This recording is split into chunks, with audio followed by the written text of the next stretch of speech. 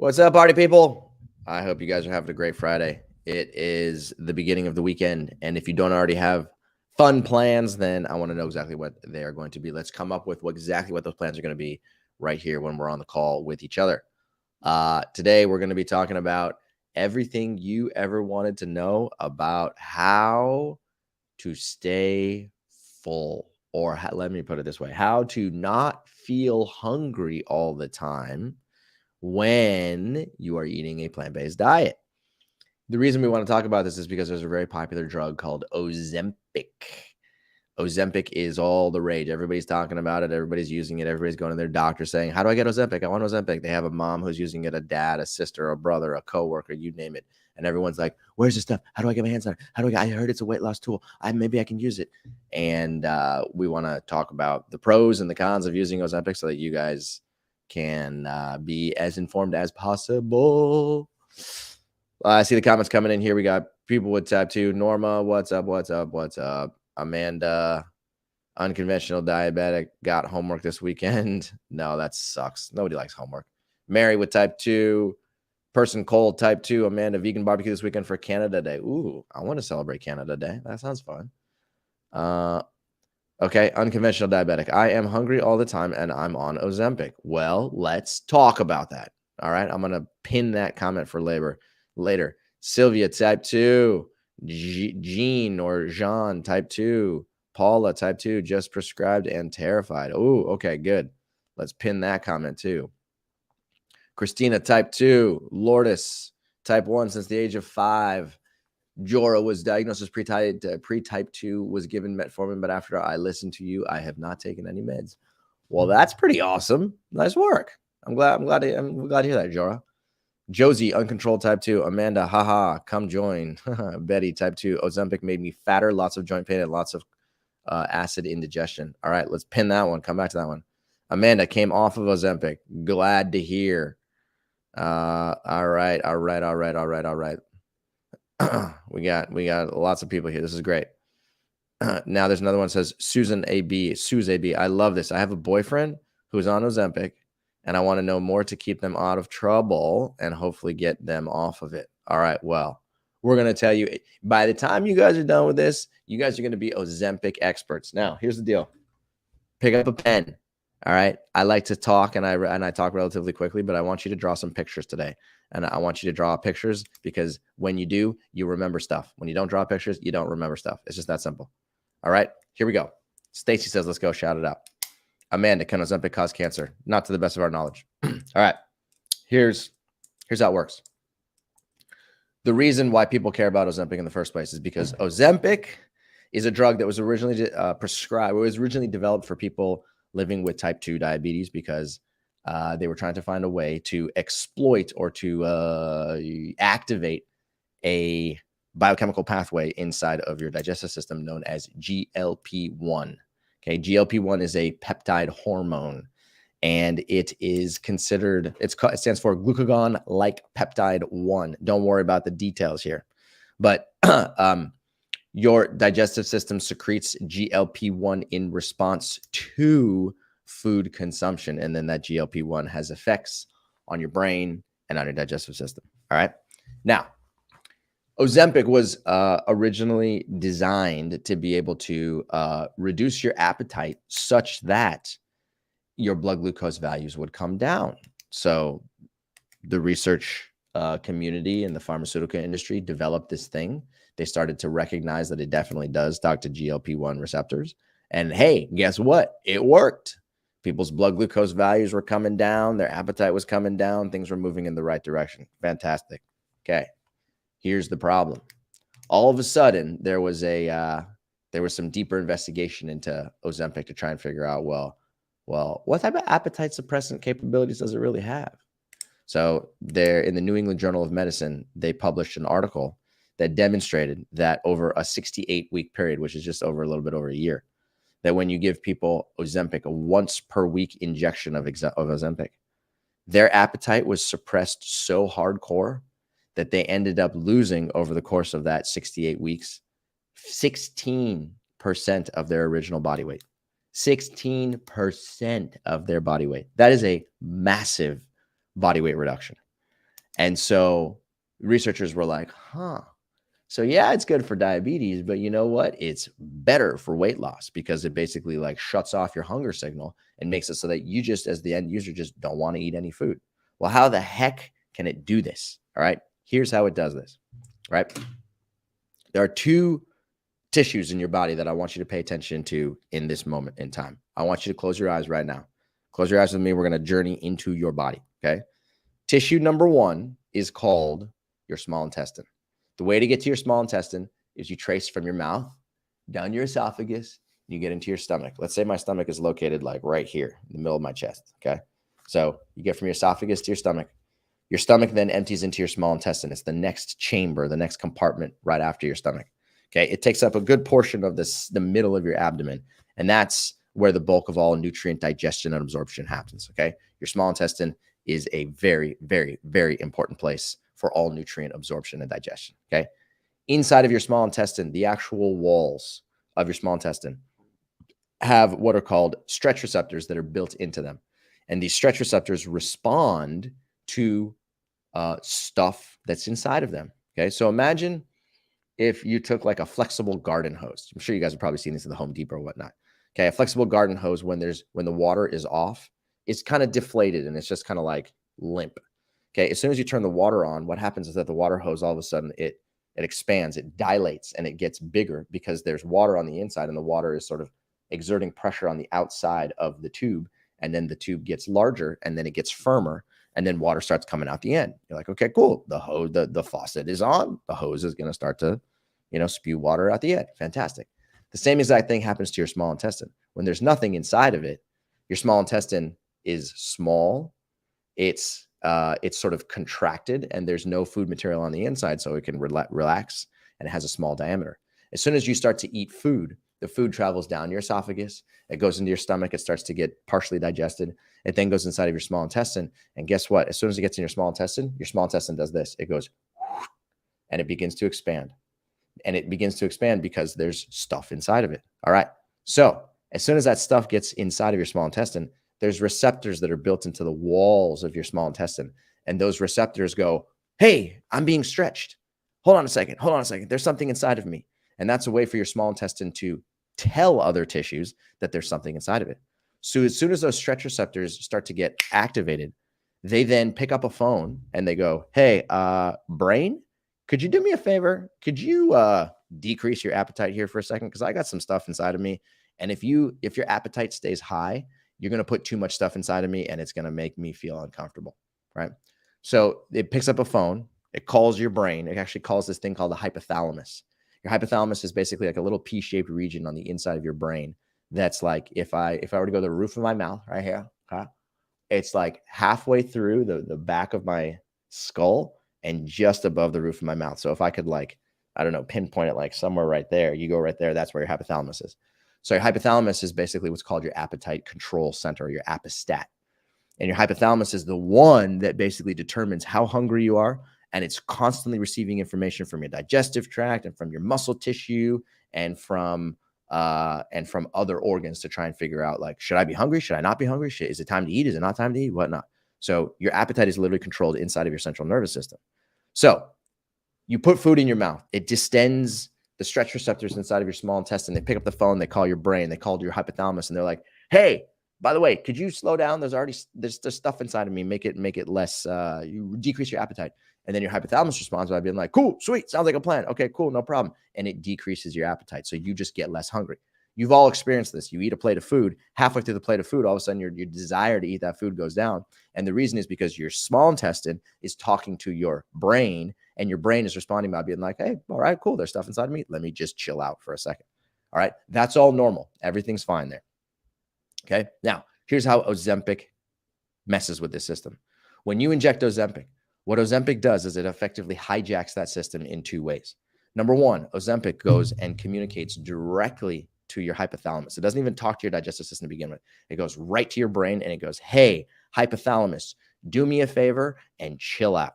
And all of a sudden, your hypothalamus effectively gets handcuffs put on it, and your hypothalamus starts to decrease its appetite. And your hypothalamus is like, hey, cool, sweet. There's this stuff telling me that I'm not that hungry, so it decreases your appetite, and it basically suppresses your appestat. So as a result of that, you just feel less hungry and you're less likely to go eat food because you just don't want to, because your brain is not asking for it.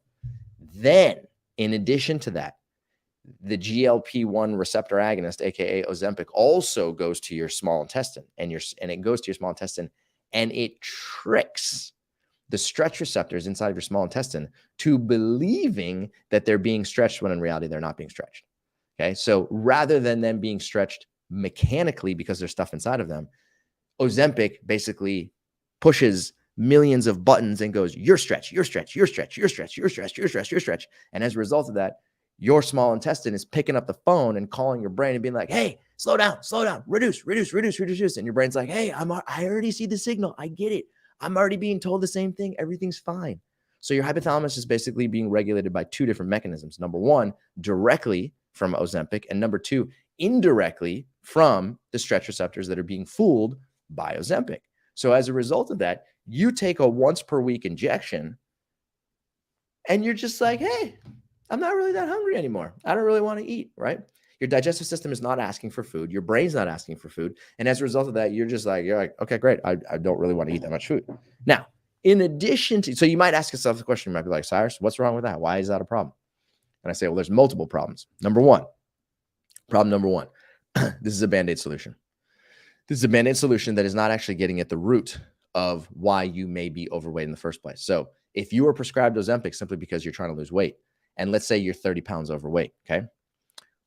Ozempic is basically just a Band-Aid. It's just a medication that you're using to temporarily suppress the appetite inside of your brain and your digestive system, okay? So let's say you use Ozempic for 3 months and you start to lose weight, and then the weight comes down and comes down and comes down. And you're like, okay, sweet. I lost 25 of those 30 pounds. Now I'm feeling great. If you stop taking Ozempic, well, then guess what happens? All of a sudden, your appestat goes crazy. You remove Ozempic, your appestat comes right back up again. Your appestat's like, yo, I am hungry. Put some stuff inside of me now. And then, well, what are you going to do? Well, you're just going to start eating food. And before you know it, the 25 pounds that you lost, you're now going to start to creep up, and then boom, you're right back to where you started, or worse, you can go higher. Okay. Happens all the time. Okay. In other words, when you stop taking Ozempic, your hypothalamus is no longer being suppressed by this GLP-1 receptor agonist. And as a result of that, now your appetite comes back, and it comes back with a vengeance. Number two, when you are taking Ozempic, the number one side effect that most people complain about is the fact that their digestive system feels terrible. They feel terrible. They feel nauseous. They feel like they want to throw up. They just sort of like are kind of operating in this daze, and it just makes them not want to look at food, not want to be around food. And quite honestly, if you've ever felt nauseous before for an extended period of time, the quality of your life decreases, period, end of story. Okay. Walking around this planet feeling nauseous sucks. And if you've experienced that yourself, then you know exactly what I'm talking about. Okay. So number three, what ends up happening here is that if you're using Ozempic as basically a temporary Band-Aid, then what ends up happening is, when number one, when you remove it, all of a sudden the suppression's gone and you're going to be hungry again. But number two, you haven't changed your habits. So if you were eating a collection of refined and processed foods and maybe some high-fat foods to come along, and that ended up causing weight gain, you use Ozempic as your temporary pressure release valve. 3 months later, when you come back to using it, well, guess what? You're going to go gravitate towards those exact same foods that you were eating beforehand, and you're going to gain the weight right back again. Okay. So the only way that you're actually going to change your lifestyle, the only way that you're actually going to lose weight and keep that weight off permanently, which is what we teach in the Mastering Weight Loss program, which, by the way, is now launching. The only way that you're going to make that happen is if you change your habits from the inside out. But you, as the user, have to decide that you're going to put in the work and you're going to put in the time, and that you care enough about it that you actually want to change your habits. Okay. If you don't put in the time to change your habits, then you can use any number of Band-Aid approaches to try and get you to lose weight, and it probably will work. You can intermittent fast big time. You can stop eating food for an extended period of time. You can exercise like a madman. You can do a bunch of cardiovascular exercise in particular. All of these things are going to help you lose weight. You can use Ozempic. You could use any number of other appetite suppressant drugs, and these things are going to make you lose weight. But again, if you don't focus on your habits and make it sustainable, then good luck. It's not going to stick. So the last thing I'll say here is that when you use something like Ozempic, okay, you have to ask yourself some very specific questions. The questions you got to ask yourself is, number one, do I have any other alternative? Is there another alternative which is going to help me develop long-term habits that are going to help me over an extended period of time? Number two, Do I trust my doctor? And this is a big question because there's a lot of doctors who are very quick to want to prescribe medications for you, whether it's Ozempic, whether it's metformin, whether it's insulin, whether it's SGLT2 inhibitor that affects your kidney, any number of medications. And they often go to that as their first line of defense because they don't know about lifestyle change. They don't understand anything about eating a plant-based diet. And as a result of that, now they're using medication as their first line of defense. So if you trust your doctor and your doctor is very comprehensive and your doctor basically says, first I would use diet and lifestyle and then I would resort to medications, then that's okay. But if your doctor basically is saying like, no, there's no question, you have to use Ozempic, that's the only way that you're going to lose weight, then I would question that personally and say, hold on a second. I know that there's other ways that I can actually use to reprogram myself from the inside out. And when I do that, it's going to stick and it's going to stick permanently. All right, I'll stop talking.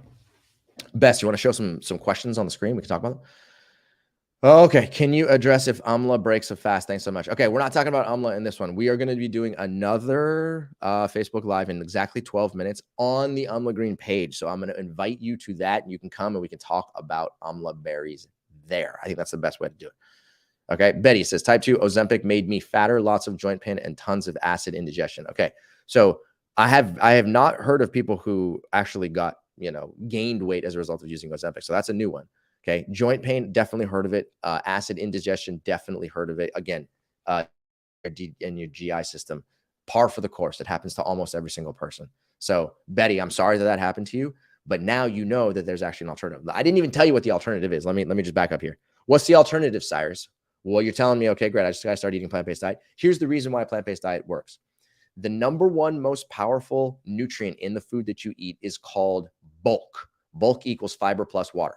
When you eat bulk, AKA when you eat fiber-rich foods, the fiber and water together go inside of your mouth, down to your esophagus, into your small intestine, and they do this, and they inflate your small intestine, and they stretch those receptors, which sends a signal up to your brain to trigger your hypothalamus to reduce its appetite. It is the single most powerful appetite suppressant that the scientific community has ever discovered.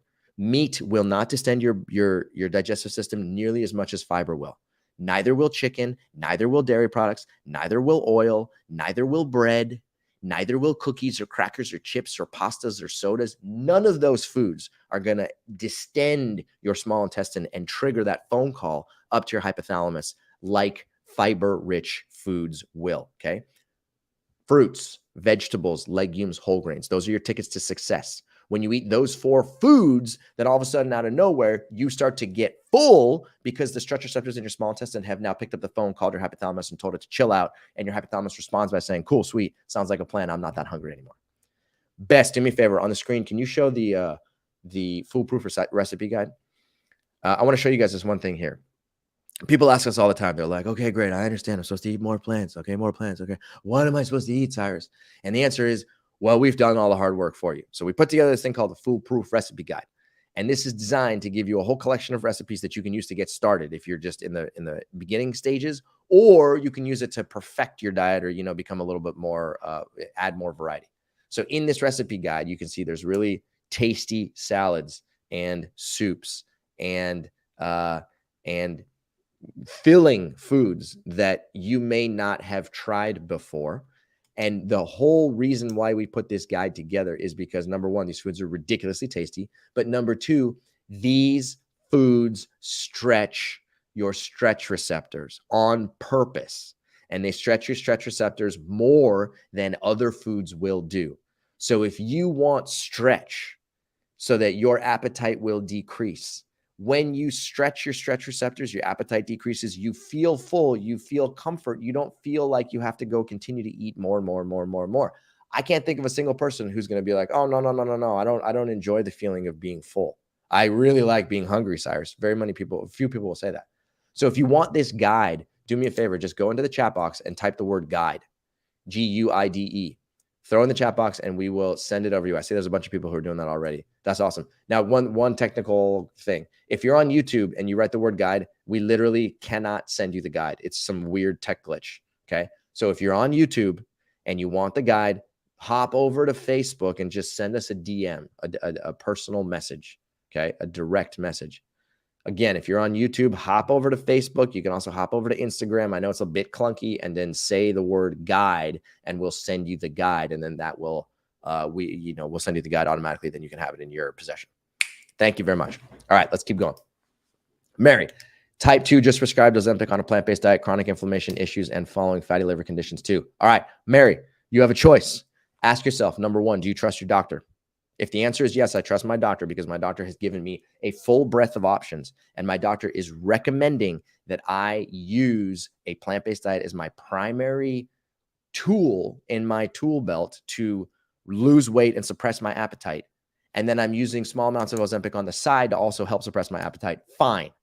But if your doctor is saying, no, you have to use Ozempic because I don't trust you and I don't think that you're actually going to eat this plant-based diet and I don't think it's going to work, then I would strongly reconsider. I want to be very clear here. I love doctors. They're my friends. I got a whole bunch of them in my family, you name it. I'm not here to talk smack about doctors in any way, shape, or form. I just want you to understand that you as the patient have an opportunity to question the things that your doctors say. You are always the one in control. And if your doctor is basically giving you a prescription that you don't want, you do not have to take it unless your doctor is, you can engage them in conversation and bring it up so that they can help find the right solution to you. I will always tell you that food is your first option, always, period, end of story. Okay. Scotty, the veg man, would metformin be a safer alternative to Ozempic until blood sugar is under control and weight is lost?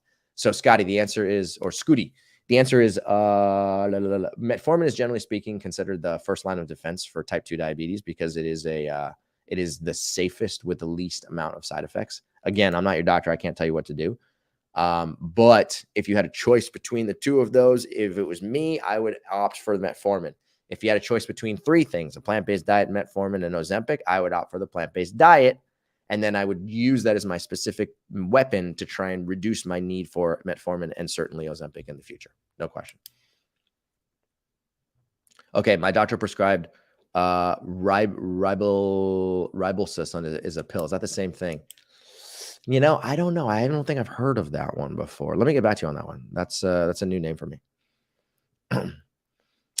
Johnny says, my concern is that Ozempic could be another fen miracle weight loss drug, and the harmful side effects will only be discovered after millions of people are taking it. Johnny, I couldn't agree with you more. Oftentimes what the pharmaceutical industry does is they run clinical trials, and then they basically get a drug to become, approved for public use. And then they continue to study it while people are using it. And then after the fact, they're like, whoops, hate to break it to you, but it causes acute kidney damage. Oops, hate to break it to you, but it actually increases your risk for cancer. And you're like, come on, are you kidding me? I trusted that using this medication would lead me in the right direction. And now you're telling me there's a side effect that's actually worse for me than type 2 diabetes. Well, that's a problem. Okay. All right. My doctor just used Actos 30. Can you talk about this med? Yeah, Actos. That's a I got to pull up the data on that one. Let me get back to you on that one because I have to just remember exactly what the functionality of it. How do we reprogram our brain? All right, I'll tell you, Paula, you reprogram your brain by eating foods that are rich in fiber. I know it sounds like it's just too simple and you're like, come on, Cyrus, I don't believe you. The way that you reprogram your brain is by eating foods that are rich in fiber in substitution for foods that are refined, that are high in what are called SOSs: salt, oil, sugar. Salt is an addictive substance. Oil is an addictive substance. Sugar is an addictive substance. Every time salt, oil, and sugar appear in your food, it is tricking your brain into wanting more of it. It actually elicits a dopamine response, which then triggers your tongue to want to consume more. So every single time you're consuming, let's say, a potato chip or, some potatoes, maybe some, some packaged food from the grocery store that's got oil on it, you got to be a little bit of a detective because when salt, oil, and or sugar is present, it makes you want more of it. So if you really want to reprogram your brain, my suggestion is develop a plan, work with a coach. We have a whole bunch of coaches that teach you exactly how to make this happen, where you start to transition towards a plant-based diet in a step-by-step manner. And when you do that, you start to eat fiber-rich foods in substitution for high SOS foods. And over the course of time, your brain is no longer asking for those SOS foods because you don't require the dopamine response that you get under normal circumstances. Okay. This can be a really, really, really big deal. And then when you consume bulk, Bulk sends a signal up to your brain, says, hey, I'm not that hungry anymore. And as a result of that, you stop wanting food as much. Very powerful system.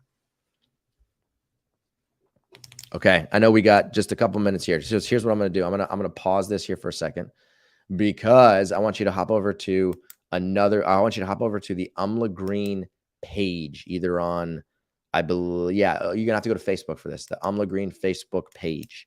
There, we're going to be starting another live stream that happens in exactly 3 minutes. Okay, so why don't you guys, we can continue this conversation about Ozempic, and then we'll talk about a bunch of other stuff. Come on over there, okay? Umla Green, Facebook.com/Umla Green Health. You can see on the bottom of your screen right there. Go there. We'll do another Facebook Live. We'll talk about a lot of fun stuff together. Cool. I love it. I love it. I love it. And then last question here. Tina says, I have always been a saltaholic. Now I understand it is not your fault. Yes, it is not your fault, but you do have control. You, as the operator of your biological machine, must make a conscious decision about how much salt you want to put into your food, and oil and sugar. And when you do that and you take responsibility for what goes inside of your mouth, you can decrease your need for salt, oil, and sugar, which will then decrease your desire for salt, oil, and sugar, which will then restore your brain to normal dopamine producing functionality. You got the control. I love you guys. I will see you guys in a few minutes. All right. Peace.